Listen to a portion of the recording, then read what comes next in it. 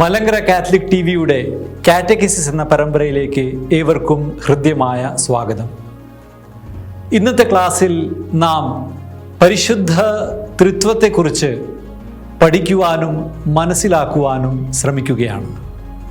പിതാവും പുത്രനും പരിശുദ്ധാത്മാവുമായ ത്രിയേക ദൈവത്തിലുള്ള വിശ്വാസം ക്രൈസ്തവ വിശ്വാസത്തിൻ്റെ എസൻസാണ്, സത്തയാണ്. ഇത് ക്രൈസ്തവ വിശ്വാസത്തെ യഹൂദ വിശ്വാസത്തിൽ നിന്നും ഇസ്ലാം വിശ്വാസത്തിൽ നിന്നും മറ്റെല്ലാ വിശ്വാസത്തിൽ നിന്നും വ്യതിരിക്തനാക്കുന്നു. കാറ്റക്കിസം ഓഫ് ദ കാത്തലിക് ചേർച്ചിൻ്റെ 234 ഖണ്ഡികയിൽ നാം ഇപ്രകാരം വായിക്കുന്നു: പരിശുദ്ധ ത്രിത്വത്തെ സംബന്ധിക്കുന്ന രഹസ്യം ക്രൈസ്തവ വിശ്വാസത്തിൻ്റെയും ജീവിതത്തിൻ്റെയും കേന്ദ്ര രഹസ്യമാണ്. ഇത് ദൈവത്തിൻ്റെ തന്നെ അന്തസത്തെ സംബന്ധിക്കുന്ന ദിവ്യരഹസ്യമാണ്. പരിശുദ്ധ ത്രിത്വം മനുഷ്യബുദ്ധിക്ക് അതീതമായ ഒരു രഹസ്യമാണ്. ഇതൊരു പ്രോബ്ലമല്ല, മറിച്ച് മിസ്റ്ററിയാണ്. ഒരു പ്രോബ്ലത്തിൻ്റെ തുടക്കത്തിൽ നമുക്ക് അതിൻ്റെ കാരണം അറിയില്ല. പ്രോബ്ലം എന്താണ് എന്ന് മനസ്സിലാക്കി കഴിയുമ്പോൾ അത് സോൾവ് ചെയ്യാൻ സാധിക്കും. എന്നാൽ മിസ്റ്ററി, രഹസ്യം എന്ന് പറയുമ്പോൾ പ്രോബ്ലത്തിൻ്റെ സൊല്യൂഷൻ പോലെയല്ല ഇതിനെ നാം കാണുക, മറിച്ച് ദൈവത്തിൻ്റെ കൃപയാൽ അത് മനസ്സിലാക്കാൻ നാം ശ്രമിച്ചുകൊണ്ടിരിക്കുന്നു. ഇതാണ് പരിശുദ്ധ ത്രിത്വമാകുന്ന ദിവ്യ രഹസ്യം. ഒരിക്കലൊരു കടൽ തീരത്തൂടെ വിശുദ്ധ അഗസ്തീനോസ് നടന്നു വരുമ്പോൾ ഒരു കൊച്ചുകുട്ടി ഒരു ചെറിയ കുഴി ഉണ്ടാക്കി സീ ഷെല്ലിൽ അല്പം വെള്ളമെടുത്ത് ഈ കുഴിയെ നിറയ്ക്കാൻ ശ്രമിക്കുകയാണ്. അപ്പോൾ അഗസ്തീനോസ് ചോദിച്ചു, കുഞ്ഞെ നീ എന്താണ് ചെയ്യുക? അപ്പോൾ ആ കുട്ടി പറയുകയാണ്, ഞാൻ കടലിൻ്റെ വെള്ളം മുഴുവൻ വറ്റിക്കാൻ ശ്രമിക്കുകയാണ്. അപ്പോൾ അഗസ്തീനോസ് പറഞ്ഞു, ഇതെന്ത് വിഡ്ഢിത്തമാണ് പറയുക, അതെങ്ങനെ സാധിക്കും?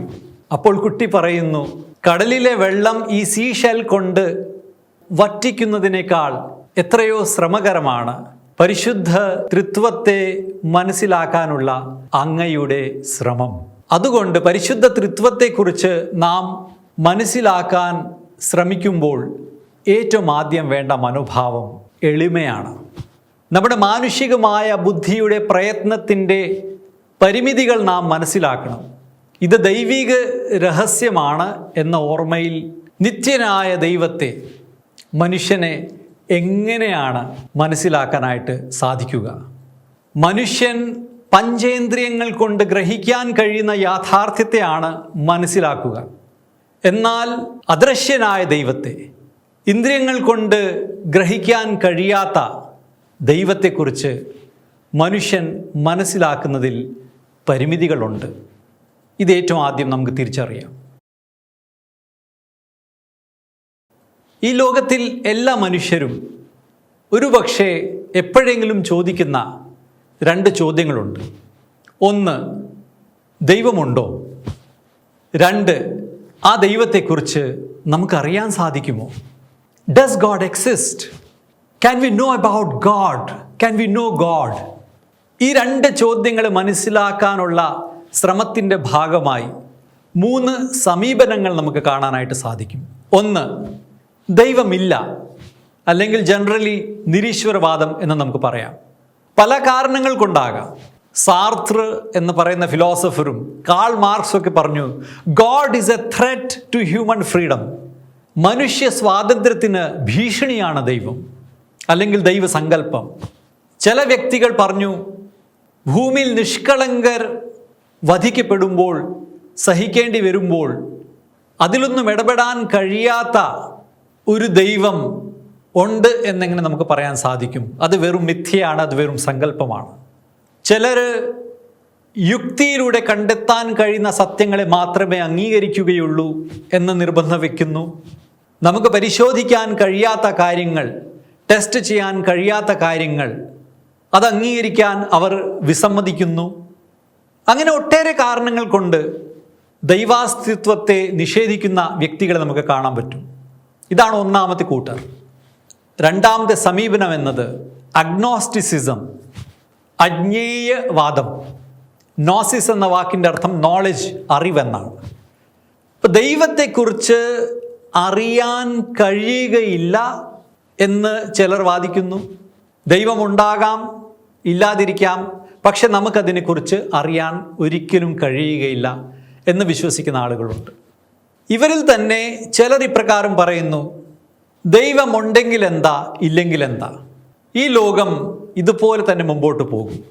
മനുഷ്യൻ അവൻ്റെ അധ്വാനം കൊണ്ടാണ് ജീവിക്കേണ്ടത്, അവൻ്റെ ബുദ്ധിയും സാമർഥ്യം കൊണ്ടാണ് അവൻ ജീവിക്കേണ്ടത്. അങ്ങനെ ഈ തരത്തിലുള്ള ഒരു ഇൻഡിഫറൻസ്, ഇതെല്ലാം നമുക്ക് ഈ വിഭാഗത്തിൽ പെടുത്താൻ സാധിക്കും. ഇനി മൂന്നാമത്തെ കൂട്ടർ അല്ലെങ്കിൽ മൂന്നാമത്തെ സമീപനം, ദൈവം ഉണ്ട് എന്ന് വിശ്വസിക്കുന്ന വിശ്വാസികൾ. അവർ ദൈവമുണ്ട് എന്ന് മാത്രമല്ല, ഈ ദൈവത്തെക്കുറിച്ച് നമുക്ക് അറിയാൻ സാധിക്കും എന്ന് വിശ്വസിക്കുന്ന ആളുകളാണ്. ഇനി ദൈവത്തെക്കുറിച്ച് എങ്ങനെയാണ് നമുക്ക് അറിയാൻ കഴിയുക? ദൈവത്തെക്കുറിച്ച് അറിയാനുള്ള ഒന്നാമത്തെ വഴി എന്നത് മനുഷ്യൻ്റെ തന്നെ യുക്തി ഉപയോഗിച്ച് നിരീക്ഷണങ്ങളിലൂടെ സൃഷ്ടി പ്രപഞ്ചത്തിൽ നിന്ന് ഇതിൻ്റെ പുറകിലുള്ള സൃഷ്ടാവിനെ, ഇതിൻ്റെ ആദി കാരണമായ ഈ പ്രപഞ്ചത്തെ മുഴുവൻ നിയന്ത്രിക്കുന്ന ഒരു ശക്തിയെ തിരിച്ചറിയുന്ന സമീപനം. ജ്ഞാനത്തിൻ്റെ പുസ്തകം 13-ാം അധ്യായം 5-ാം വാക്യത്തിൽ നാം വായിക്കുന്നു: സൃഷ്ടികളുടെ ശക്തി സൗന്ദര്യങ്ങളിൽ നിന്ന് അവയുടെ സൃഷ്ടാവിൻ്റെ ശക്തി സൗന്ദര്യങ്ങളെക്കുറിച്ച് അറിയാം.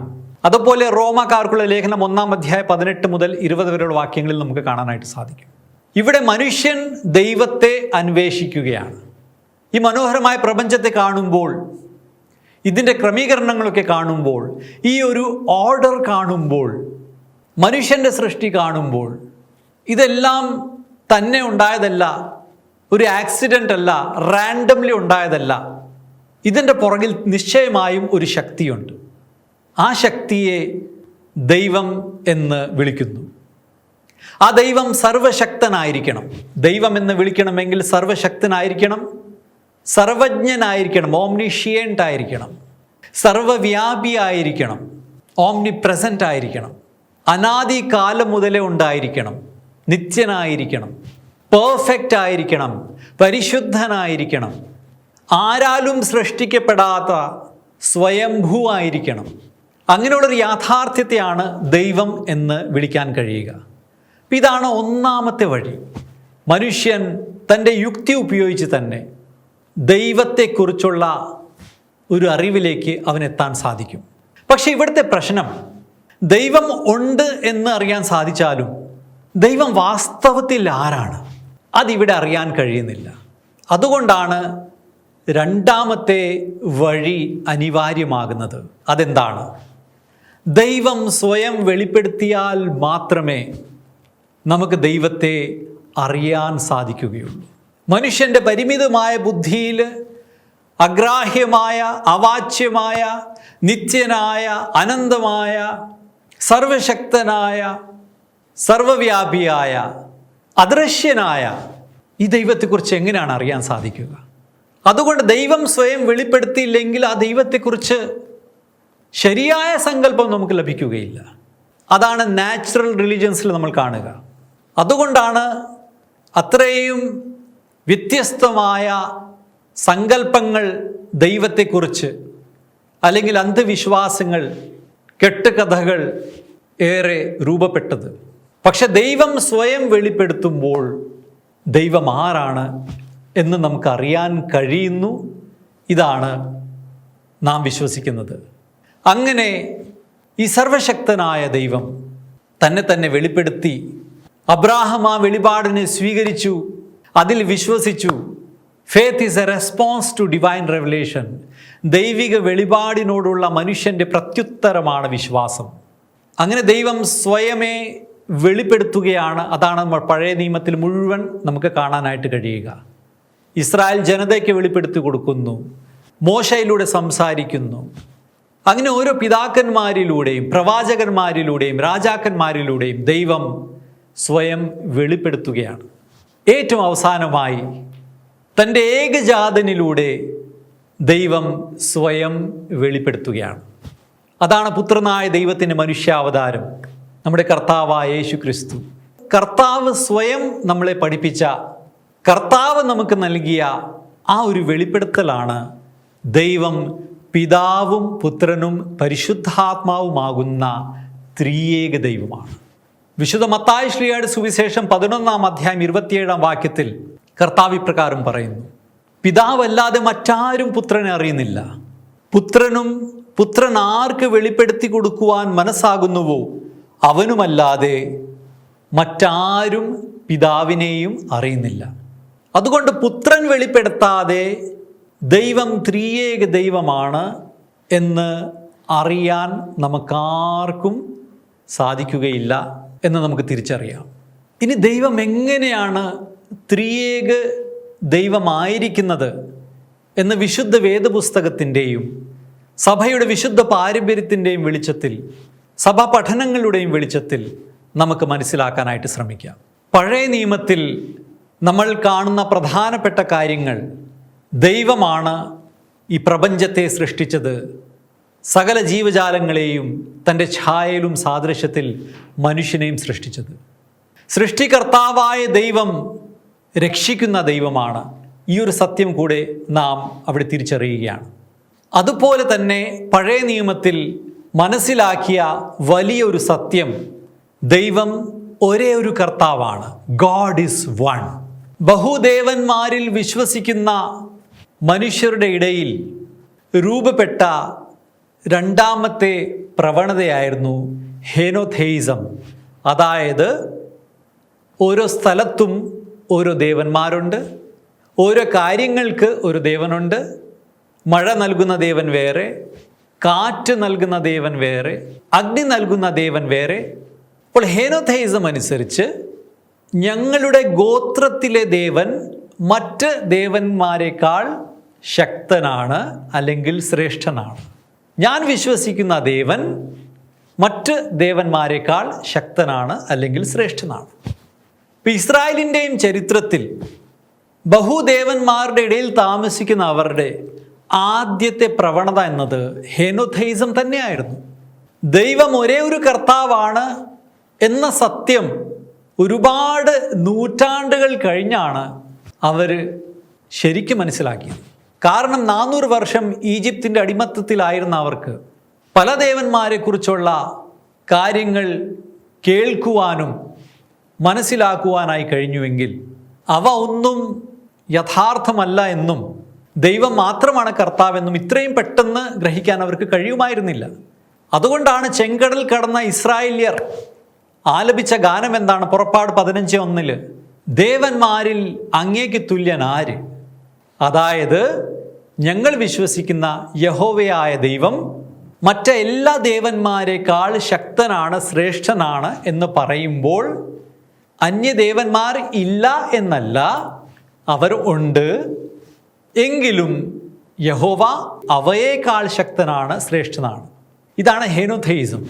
2 ദിനവൃത്താന്തം 2:5 നാം കാണുന്നു: ഞങ്ങളുടെ ദൈവം സകല ദേവന്മാരിലും ശ്രേഷ്ഠനാണ്.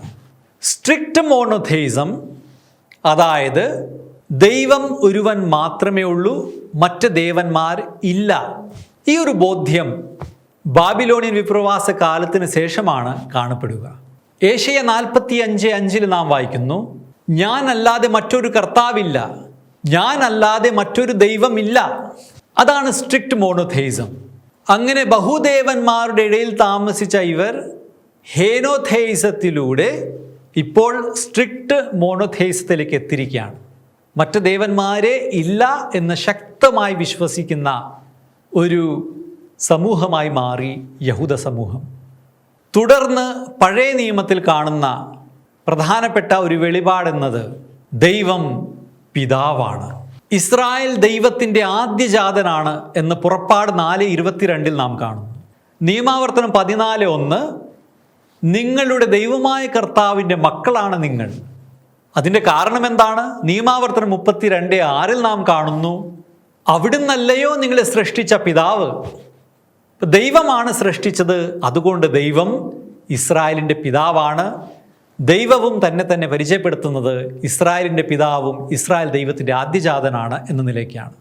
ഇസ്രായേൽ എന്ന ജനത മുഴുവനും ദൈവത്തിൻ്റെ പുത്രനാണെങ്കിൽ പിൽക്കാലത്ത് ഇസ്രായേലിൻ്റെ രാജാവ് രാജ്യാഭിഷേക സമയത്ത് ദൈവത്തിൻ്റെ മകനായി ദത്തെടുക്കപ്പെടുകയാണ് എന്ന വിശ്വാസം അവരിൽ ശക്തമായി. അതാണ് സങ്കീർത്തനം 2:7 നാം കാണുക. നീ എൻ്റെ പുത്രനാണ്, ഇന്ന് ഞാൻ നിനക്ക് ജന്മം നൽകി. ഏറ്റവും അവസാനമായി പഴയ നിയമത്തിലെ അവസാനത്തെ പുസ്തകമായ മലാഖിയുടെ 2-ാം അധ്യായത്തിലെ 10-ാം വാക്യത്തിൽ നാം കാണുന്നു, നമുക്കെല്ലാവർക്കും ഒരേ പിതാവല്ലേ ഉള്ളത്, ഒരേ ദൈവം തന്നെ അല്ലേ നമ്മെ സൃഷ്ടിച്ചത്. പുറപ്പാട് പുസ്തകം 3-ാം അധ്യായത്തിൽ ഈ ദൈവം തൻ്റെ നാമം വെളിപ്പെടുത്തുന്നു. ഞാൻ ആകുന്നവനാകുന്നു, ഐ ആം ഹു ആം, അതായത് യാഹ്വേ. നാമം നൽകുന്നതിലൂടെ ദൈവത്തോട് ബന്ധം സ്ഥാപിക്കാൻ സാധിക്കും എന്ന കാര്യം ദൈവം ഓർമ്മിപ്പിക്കുകയാണ്. ജനത്തിൻ്റെ കൂടെ ആയിരിക്കുന്ന ദൈവം, അവർക്ക് ഭാവി നൽകാൻ കഴിയുന്ന ദൈവം. ഇനി പഴയ നിയമത്തിൽ നിന്ന് നാം പുതിയ നിയമത്തിലേക്ക് കടന്നു വരുമ്പോൾ അവിടെയും നമ്മൾ കാണുന്ന ഈ 2 കാര്യങ്ങൾ, ദൈവം ഒരുവൻ മാത്രം, ഗോഡ് ഈസ് വൺ. ഈ കാര്യത്തിൽ ഒരു മാറ്റവും പുതിയ നിയമത്തിൽ നമുക്ക് കാണാനായിട്ട് സാധിക്കുന്നില്ല. മർക്കോസ് 12:29 പഴയ നിയമത്തിലെ നിയമാവർത്തനം 6:4 വാക്യം ഇസ്രായേലിന് നൽകപ്പെട്ട സുപ്രധാന കൽപ്പനയെ കർത്താവ് ഓർമ്മിപ്പിക്കുകയാണ്. ഇസ്രായേലെ കേൾക്കുക, നമ്മുടെ ദൈവമായ കർത്താവാണ് ഏക കർത്താവ്. അതായത് ഗോഡ് ഈസ് വൺ, ഒരു ദൈവമേ ഉള്ളൂ. ഈ കാര്യത്തിൽ യേശു ക്രിസ്തു ഒരു മാറ്റവും വരുത്തുന്നില്ല. ഇനി പുതിയ നിയമത്തിൽ നമ്മൾ കാണുന്ന 2-ാമത്തെ കാര്യം, പഴയ നിയമത്തിലെ പോലെ തന്നെ ഇവിടെയും നാം കാണുന്നു, ദൈവം പിതാവാണ്. യേശു ക്രിസ്തു ഇത് തന്നെയാണ് വെളിപ്പെടുത്തിയിരിക്കുന്നത്, ദൈവം പിതാവാണ്. പക്ഷെ പഴയ നിയമത്തിൽ നിന്ന് വ്യത്യസ്തമായി എന്താണ് യേശു ക്രിസ്തുവിലൂടെ ലഭിച്ച വെളിപാട്? യേശു ക്രിസ്തു പറയുന്നു, ഈ ദൈവം തൻ്റെ പിതാവാണ്, താൻ പിതാവായ ദൈവത്തിൻ്റെ ഏകജാതനാണ്. ഇതാണ് യേശു ക്രിസ്തു നൽകിയ വെളിപാടെന്നത്. അപ്പോൾ നമുക്ക് തോന്നാം, ഇതിലെന്താണ് പുതിയതായിട്ടുള്ളത്? പഴയ നിയമത്തിലും നമ്മൾ ഓൾറെഡി കണ്ടു, അവർ ദൈവത്തെ പിതാവെന്ന് വിളിക്കുന്നു. മലാഖി 2:10 പോലും നമുക്ക് കാണാനായിട്ട് സാധിക്കും. പക്ഷെ വ്യത്യാസം എന്നത്, അറമായ ഭാഷയിൽ പിതാവ് എന്ന് വിളിക്കുവാൻ 2 വാക്കുകളുണ്ട്. ഒന്ന് അബൂന, 2 ആബ. അബൂന എന്ന വാക്ക് ഒരു ഫോർമൽ ടൈറ്റിലാണ്. ജനറലി നമുക്ക് വിളിക്കാം പിതാവ് എന്ന്. എന്നാൽ ആബ, സ്വന്തം കുഞ്ഞിന് മാത്രം തൻ്റെ അപ്പനെ വിളിക്കാൻ സാധിക്കുകയുള്ളൂ ആബ. ഇസ്രായേലിൻ്റെ ചരിത്രത്തിൽ, യഹൂദരുടെയും ചരിത്രത്തിൽ ആരും ഒരിക്കലും ദൈവത്തെ ആബ എന്ന് വിളിച്ചിട്ടില്ല. ദൈവത്തെ ആദ്യമായി ആബ എന്ന് വിളിച്ചത് യേശു ക്രിസ്തുവാണ്. ദൈവത്തെ ആബ എന്ന് വിളിക്കുവാൻ ധൈര്യം കാട്ടി ദുസ്സാഹസം കാണിച്ചു, അതിലൂടെ അവൻ ദൈവനിഷേധം നടത്തി എന്നായിരുന്നു യേശു ക്രിസ്തുവിന് എതിരെയുള്ള ഏറ്റവും വലിയ ആരോപണം. യോഹന്നാൻ ശ്ലീഹായുടെ സുവിശേഷം 5-ാം അധ്യായം 18-ാം വാക്യത്തിൽ നമുക്ക് കാണാനായിട്ട് സാധിക്കും. ഇതുമൂലം യഹൂദർ അവനെ വധിക്കുവാൻ കൂടുതലായി പരിശ്രമിച്ചു. കാരണം അവൻ സാബത്ത് ലംഘിക്കുക മാത്രമല്ല, തന്നെ ദൈവതുല്യനാക്കിക്കൊണ്ട് ദൈവത്തെ പിതാവ് എന്ന് വിളിക്കുകയും ചെയ്തു. ദൈവത്തെ ആബൂന എന്ന് എല്ലാവരും വിളിക്കുമായിരുന്നു. ദൈവത്തെ ആബ എന്ന് വിളിക്കുക എന്ന് പറയുന്നതിൻ്റെ അർത്ഥം, God is my biological father. ഏതൊരു കുഞ്ഞിന് അപ്പനെ വിളിക്കുന്ന പോലെ ഡാഡി, പപ്പ, അപ്പച്ച എന്ന് വിളിക്കുന്നത് പോലെയാണ് അറമായ ഭാഷയിൽ ആബ എന്ന പ്രയോഗം. മർക്കോസ് 14:36 ആബ എന്ന വാക്ക് തന്നെയാണ് അവിടെ എഴുതപ്പെട്ടിരിക്കുന്നത്.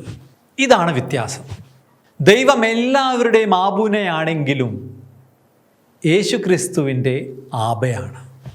എന്തുകൊണ്ടാണ് യഹൂദർക്ക്, ഇസ്രായേല്യർക്ക് അത് സങ്കല്പിക്കാൻ കഴിയാതെ പോയത്? കാരണം വിജാതിയരുടെ ഇടയിൽ ദേവന്മാർക്ക് മക്കളുണ്ടാവുക, അത് പല മതങ്ങളിലും ആ ഒരു വിശ്വാസം നിലനിൽക്കുന്നുണ്ട്. രാജാക്കന്മാരും ദേവന്മാരുടെ മക്കളാണ് എന്നുള്ളൊരു സങ്കല്പം ഈജിപ്തിലും റോമായിലും ഒക്കെ ഉണ്ടായിരുന്ന വിശ്വാസമായിരുന്നു. എന്നാൽ ദൈവം ഒരുവൻ മാത്രമേ ഉള്ളൂ. പഴയ നിയമത്തിൽ ഈ ദൈവത്തിന് ഒരു പുത്രനുണ്ട് എന്ന് എങ്ങും കാണാനായിട്ട് സാധിക്കുന്നില്ല. ദൈവമായ കർത്താവല്ലാതെ മറ്റൊരു ദൈവമില്ല.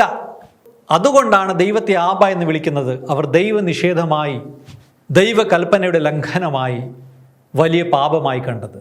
ശിഷ്യന്മാരോട് സംസാരിക്കുമ്പോഴും യേശു ക്രിസ്തു ആ ഒരു ഡിസ്റ്റിങ്ഷൻ കാണിക്കുന്നുണ്ട്. മത്തായി 5:45 നിങ്ങൾ നിങ്ങളുടെ സ്വർഗസ്ഥനായ പിതാവിൻ്റെ മക്കൾ എന്ന് പറയുന്നു. മത്തായി 15:13 എൻ്റെ സ്വർഗീയ പിതാവ് എന്ന് പറയുന്നു. യോഹന്നാൻ 20:17 മറിയം മഗ്ദലേനയോട് ഉത്ഥിതനായ കർത്താവ് പറയുന്നു, ഞാൻ എൻ്റെ പിതാവിൻ്റെയും നിങ്ങളുടെ പിതാവിൻ്റെയും എൻ്റെ ദൈവത്തിൻ്റെയും നിങ്ങളുടെ ദൈവത്തിൻ്റെയും അടുക്കിലേക്ക് ആരോഹണം ചെയ്യുന്നു. ദൈവത്തെ ആബ എന്ന് വിളിക്കുക വഴി താൻ പിതാവായ ദൈവത്തിൻ്റെ പുത്രനാണ്, നിത്യനായ പുത്രനാണ്, എന്നും ഉണ്ടായിരുന്നവനാണ്, അനാദികാലം മുതലേ ഉണ്ടായിരുന്നവനാണ്, അവിടുത്തെ ഏകജാതനാണ് എന്ന് യേശു ക്രിസ്തു വെളിപ്പെടുത്തുകയാണ്. യോഹന്നാൻ 4:34 പിതാവിൻ്റെ ഹിതം നിറവേറ്റുക എന്നതാണ് പുത്രന് ഭക്ഷണം. 5:19-30 പുത്രന് സ്വന്തം ഇഷ്ടപ്രകാരം ഒന്നും ചെയ്യാൻ സാധിക്കുകയില്ല.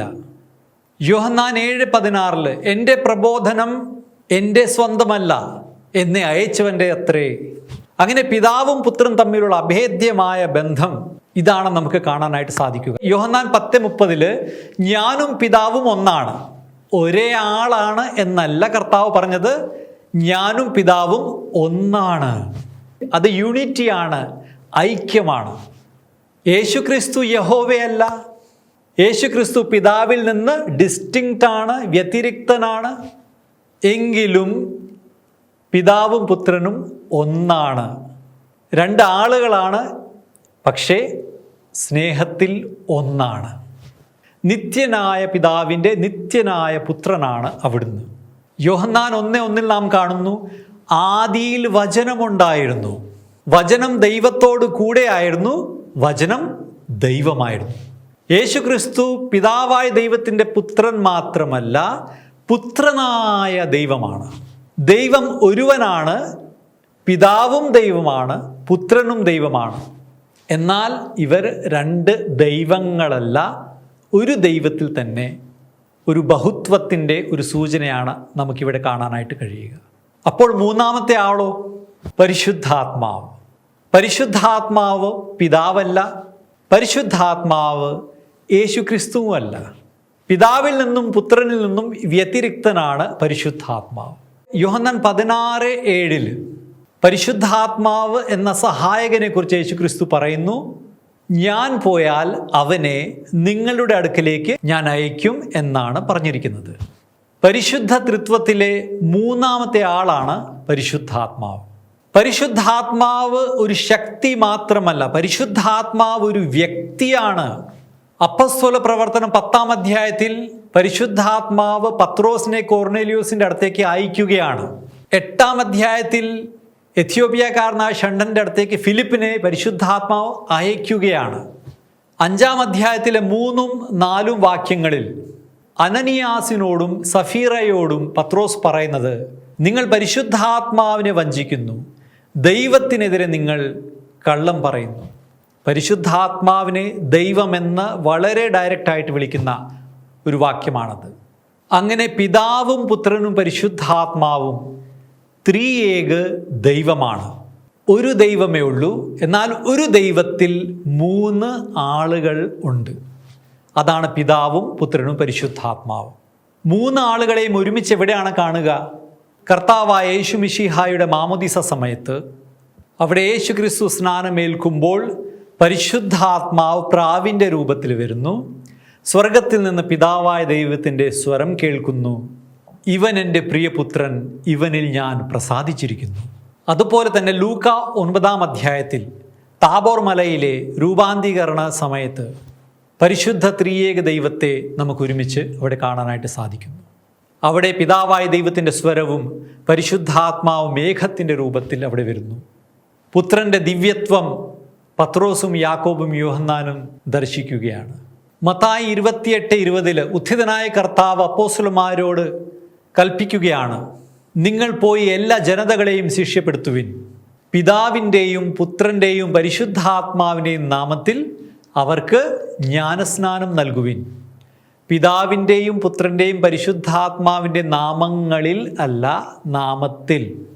In the names of the Father and the Son and the Holy Spirit അല്ല, in the name of the Father and the Son and the Holy Spirit. ഗലാത്യ 4:4-7 വരെയുള്ള വാക്യങ്ങളിലും 2 കൊരിന്തോസിൻ്റെ 13-ാം അധ്യായത്തിലെ 13-ാം വാക്യത്തിലും നമുക്ക് ത്രിയേക ദൈവത്തെ കാണാനായിട്ട് കഴിയുന്നു. ദൈവത്തിൻ്റെ ആന്തരിക ജീവിതത്തെക്കുറിച്ചുള്ള ഈ വലിയ രഹസ്യം മാനുഷികമായ ബുദ്ധിക്ക് മനുഷ്യനെ അറിയാൻ കഴിയുന്ന ഒരു കാര്യമായിരുന്നില്ല. ദൈവം സ്വയം വെളിപ്പെടുത്തിയ സത്യമാണിത്. അത് ദൈവപുത്രനായ യേശു ക്രിസ്തുവിലൂടെയാണ് നമുക്കറിയാനായി സാധിച്ചത്. എങ്കിലൊരു ചോദ്യമുണ്ടാകാം, പഴയ നിയമത്തിൽ ഇല്ലാത്ത 2 ആളുകൾ എങ്ങനെ പുതിയ നിയമത്തിൽ വന്നു?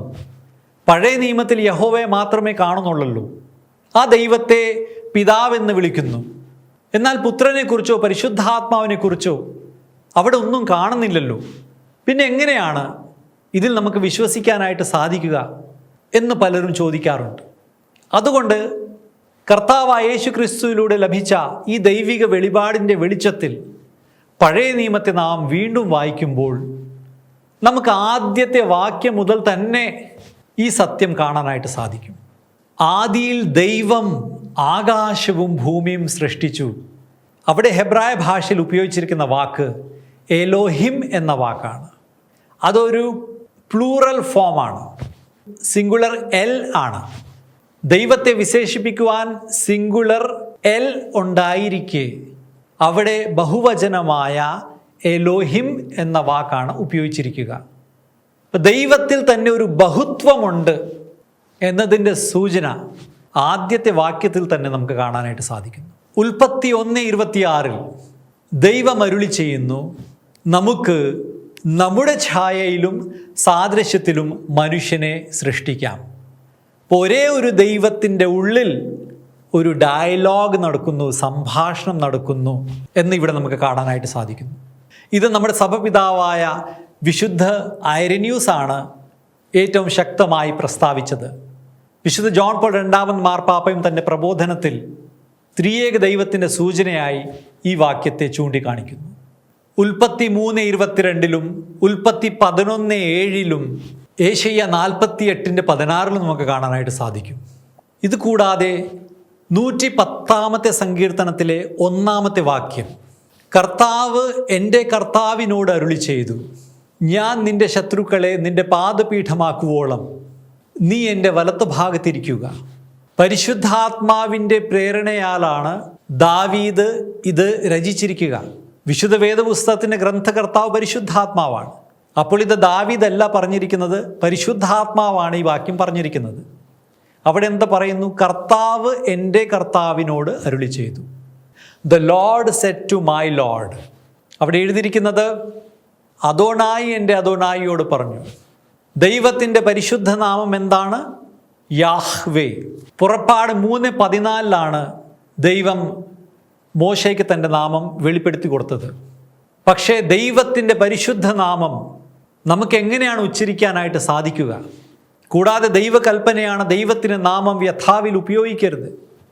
അതുകൊണ്ട് ഒരിക്കലും ഇസ്രായേല്യർ ദൈവത്തിൻ്റെ പരിശുദ്ധ നാമം യാഹ്വേ ഒരിക്കലും ഉച്ചരിക്കുമായിരുന്നില്ല. ഇന്നും നല്ല യഹൂദർ ഒരിക്കലും യാഹ്വേ അല്ലെങ്കിൽ യഹോവ എന്ന നാമം ഉച്ചരിക്കുകയില്ല. പക്ഷേ വിശുദ്ധ ഗ്രന്ഥം വായിക്കേണ്ടി വരുമ്പോൾ യാഹ്വേ എങ്ങനെ വായിക്കാതിരിക്കും? അതിനുള്ള ഒരു സൊല്യൂഷൻ അവർ കണ്ടെത്തിയത് യാഹ്വേക്ക് പകരം നമുക്ക് അദോണായി എന്ന് പറയാം. അദോണായി എന്ന വാക്കിൻ്റെ അർത്ഥം ലോർഡ് അല്ലെങ്കിൽ കർത്താവ്. കർത്താവ് എൻ്റെ കർത്താവിനോട് അരുളി ചെയ്തു. ആദ്യത്തെ കർത്താവ് പിതാവായ ദൈവം, രണ്ടാമത്തെ കർത്താവ് എൻ്റെ കർത്താവ് അത് പുത്രനായ ദൈവം. പ്രഥമ ദൃഷ്ട്യാ ഇത് ദാവീദ് സോളോമനെ കുറിച്ച് പറയുന്നു എന്ന് തോന്നുമെങ്കിലും അതിൻ്റെ ആഴത്തിലേക്ക് എത്തിയാൽ ഇത് ത്രിയേക ദൈവത്തിൻ്റെ ഉള്ളിൽ നടക്കുന്ന ഒരു സംഭാഷണമായിട്ട് നമുക്ക് മനസ്സിലാക്കാൻ സാധിക്കും. പന്തക്കോസ്ത ദിവസം തൻ്റെ ആദ്യ പ്രസംഗത്തിൽ തന്നെ പത്രോസ് ഈ വചനഭാഗത്തെ കർത്താവ് യേശു ക്രിസ്തുവിൻ്റെ സ്വർഗാരോഹണവുമായി ബന്ധപ്പെടുത്തി പറയുകയാണ്. അപ്പോൾ ദൈവം ഒരു ദൈവമേ ഉള്ളൂ. ഒരു ദൈവത്തിൽ 3 ആളുകളുണ്ട് എന്നതിൻ്റെ സൂചന നമുക്ക് പഴയ നിയമത്തിലും കാണാനായിട്ട് സാധിക്കും. നിഗൂഢമായിരുന്ന ഈ രഹസ്യം തൻ്റെ പുത്രനിലൂടെ കർത്താവ് വെളിപ്പെടുത്തി കൊടുക്കുകയാണ് പുതിയ നിയമത്തിൽ. ഇനി പഴയ നിയമത്തിൽ പുത്രൻ എവിടെ എന്ന് ചോദിക്കുമ്പോൾ നാം മനസ്സിലാക്കേണ്ടത് യോഹന്നാൻ ശ്ലീഹായുടെ സുവിശേഷത്തിൽ 1-ാമത്തെ അധ്യായത്തിൽ കർത്താവിനെ വചനം ലോഗോസ് എന്നാണ് വിശേഷിപ്പിച്ചിരിക്കുക. പഴയ നിയമത്തിൽ പുത്രനായ ദൈവത്തെ വചനമായി ലോഗോസായി നമുക്ക് കാണാനായിട്ട് കഴിയുന്നു.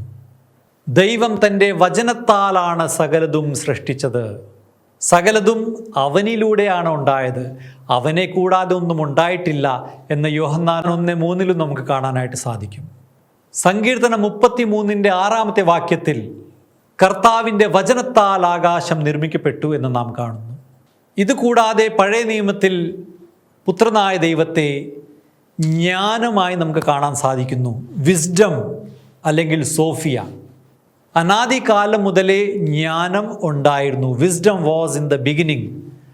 ഇത് നമുക്ക് സുഭാഷിതങ്ങൾ 8-ാം അധ്യായത്തിൽ 22 മുതൽ 33 വരെയുള്ള വാക്യത്തിലും ജ്ഞാനത്തിൻ്റെ പുസ്തകം 9-ാം അധ്യായം 9-ാം വാക്യത്തിലും കാണാൻ കഴിയുന്നു. രണ്ടാമതായി, ഈ ജ്ഞാനം ദൈവത്തോടു കൂടെ ആയിരുന്നു. Wisdom was with God. അത് സുഭാഷിതങ്ങൾ 8-ാം അധ്യായത്തിൽ 30-ാം വാക്യത്തിലും ജ്ഞാനത്തിൻ്റെ പുസ്തകം 9-ാം അധ്യായം 4-ാം വാക്യത്തിലും പ്രഭാഷകൻ 1:1 കാണാൻ സാധിക്കുന്നു. വചനത്തെ പോലെ തന്നെ സൃഷ്ടിയിലുള്ള ജ്ഞാനത്തിൻ്റെ പങ്കിനെക്കുറിച്ച് സുഭാഷിതങ്ങൾ 3-ാം അധ്യായത്തിലെ 19-ാം വാക്യത്തിൽ നമുക്ക് കാണാൻ കഴിയുന്നു. കൂടാതെ ജ്ഞാനം ഒരു വ്യക്തി എന്ന നിലയ്ക്ക് സുഭാഷിതങ്ങളുടെ പുസ്തകം 8-ാം അധ്യായം 1 മുതൽ 22 വരെയുള്ള വാക്യങ്ങളിൽ സംസാരിക്കുന്നു. പഴയ നിയമത്തിൽ വചനത്തെക്കുറിച്ചും ജ്ഞാനത്തെക്കുറിച്ച് പറഞ്ഞിരിക്കുന്ന എല്ലാ സൂചനകൾ പരിശുദ്ധ തൃത്വത്തിലെ 2-ാമത്തെ ആളായ പുത്രനെക്കുറിച്ചാണ് എന്ന് സഭ മനസ്സിലാക്കി പഠിപ്പിച്ചു. അതുപോലെ പരിശുദ്ധാത്മാവിനെക്കുറിച്ച് പഴയ നിയമത്തിൽ നമുക്ക് കാണാൻ കഴിയുന്നത് റുവാഹ് അല്ലെങ്കിൽ ന്യൂമ എന്ന രീതിയിലാണ്. ഉൽപ്പത്തി 1-ാം അധ്യായത്തിലെ 2-ാം വാക്യത്തിൽ തന്നെ ദൈവത്തിൻ്റെ ചൈതന്യം വെള്ളത്തിന് മീതെ ചലിച്ചു കൊണ്ടിരുന്നു. അത് പരിശുദ്ധാത്മാവായ ദൈവമാണ്, റുവാഹ്. ഉൽപ്പത്തി 2-ന്റെ 7-ാം വാക്യത്തിൽ പരിശുദ്ധാത്മാവ്, അതായത് ജീവൻ്റെ ശ്വാസം, റുവാഹ്, പൂഴി കൊണ്ട് രൂപപ്പെടുത്തിയ മനുഷ്യന് നൽകപ്പെട്ടപ്പോൾ അവൻ ജീവനുള്ളവനായിത്തീർന്നു. സൃഷ്ടിക്കുന്ന റുവാഹ് പരിശുദ്ധാത്മാവ്. പ്രവാചകന്മാരിലൂടെ സംസാരിച്ചത് ഇതേ പരിശുദ്ധ റൂഹയാണ് എന്ന് നമുക്ക് കാണാനായിട്ട് സാധിക്കുന്നു. സ്നേഹമുള്ളവരെ, ഇന്നത്തെ ക്ലാസ്സിൽ ക്രൈസ്തവ വിശ്വാസത്തിൻ്റെ കേന്ദ്ര രഹസ്യമായ പരിശുദ്ധ ത്രിത്വത്തെക്കുറിച്ച് വിശുദ്ധ വേദപുസ്തകത്തിൻ്റെ അടിസ്ഥാനത്തിൽ നാം മനസ്സിലാക്കാൻ ശ്രമിക്കുകയായിരുന്നു. അടുത്ത എപ്പിസോഡിൽ സഭയുടെ വിശുദ്ധ പാരമ്പര്യത്തിലും സഭയുടെ പഠനങ്ങളിലും പരിശുദ്ധ ത്രിത്വത്തെക്കുറിച്ചുള്ള ആഴമായ അറിവ് എങ്ങനെ നൽകപ്പെട്ടു അത് മനസ്സിലാക്കാൻ നമുക്ക് ശ്രമിക്കാം. ദൈവം നിങ്ങളെ അനുഗ്രഹിക്കട്ടെ.